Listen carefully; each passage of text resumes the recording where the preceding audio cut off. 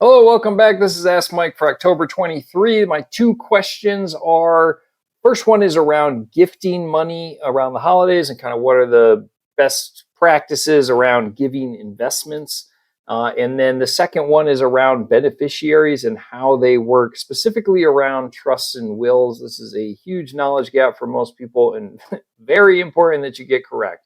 So getting back to gifting, there's really three things I want to talk about. First is if you want to gift specifically stocks, bonds, equities, something that has to go into a brokerage account. There's a lot of folks out there that want to give 100 shares of some company that grandma and grandpa worked at or something that's kind of meaningful to the family. And my warning around that is that be very careful about what that's going to cost to the person that you're gifting it to. Very often, if you're going to put a small amount of a stock in an account, that account can be very expensive compared to the size of the account. So just be very careful. Oftentimes, when people want to give investments to someone in their name, I will often kind of point them towards one of the oldest systems out there, which is holding mutual funds direct at funds. Yes, you often pay kind of an upfront sales charge on that, but the ongoing cost is going to be substantially lower, and over the long run it usually tends out to be cheaper. So just understand what the costs are when you are going to be gifting an investment to someone. That leads me to number two, which is 529s, which typically have very low costs. These are education accounts. I would definitely encourage you to look at your state plan. So typically just Google your state, Idaho 529 plan or something like that, and you'll find something typically run or at least coordinated by the state. They are very good for gifting. I specifically believe they're excellent for grandparents who want to give money to their grandkids for the future. And recent legislation has changed them so that if they don't end up using the money for education, they can effectively roll those over into a Roth account. So the kind of older concern about whether it was going to get used or not has largely gone away. If they don't end up using it for education, then it can get just turned into a normal Roth investment for them, which is really great. And then the third thing is around gifting money to your adult children. So if you're in the phase of your life where you're thinking about gifting to your kids who might be 30, 40, 50, my recommendation is just give them the cash and use that as an opportunity to have a conversation about what your expectations are for that. If you are worried that they don't make good financial decisions, gifting them an investment is not necessarily going to fix it. It is a great opportunity to follow this video around around generational wealth specifically, but the whole video is designed to kind of teach you how to talk to the other generations about wealth and kind of generational wealth and passing on money.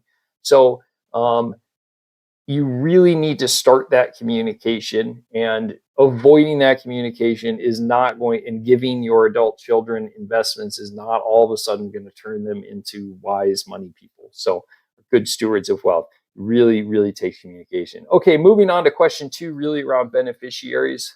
It's just very important to understand this whole thing can be wrapped up into, if you have beneficiaries on an IRA, and if you have a single name or a joint account, a non-retirement account that has a transfer on death, a TOD, then those are going to bypass any type of a will or a trust.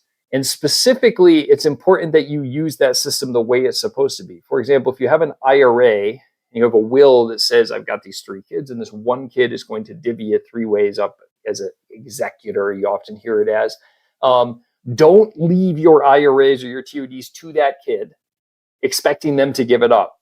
It has nothing to do with the trusting that kid to do it. It has everything to do with their legal and tax ramifications of being a beneficiary. And if you leave them a $200,000 IRA, they owe all the taxes. They have to pay all the taxes before they can effectively divvy that up to the other kids. So leave it to all three kids in whatever proportion that's supposed to be. Same thing on a transfer on death. Now, a trust, you can leave accounts to a trust. The beneficiary of the account can be the trust. And for TODs on single names and joint accounts, that's usually fine.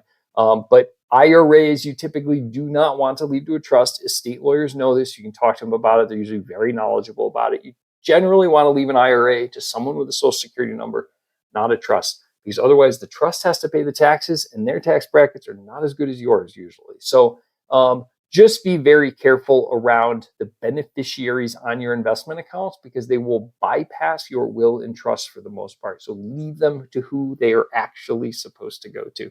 Any questions about that, talk to a financial professional, a CPA, an estate lawyer, kind of a true professional. That's really it. If you have questions that you want me to answer, you can send those to mike@canavanwealth.com. I will typically respond to you with an email or a phone call to kind of answer it immediately, but then I'll do it here on the show to benefit everyone. You can also do that at canavanwealth.com. My website, there is a form for that. Otherwise, I hope it's been informative, and I will talk to you soon. Thank you.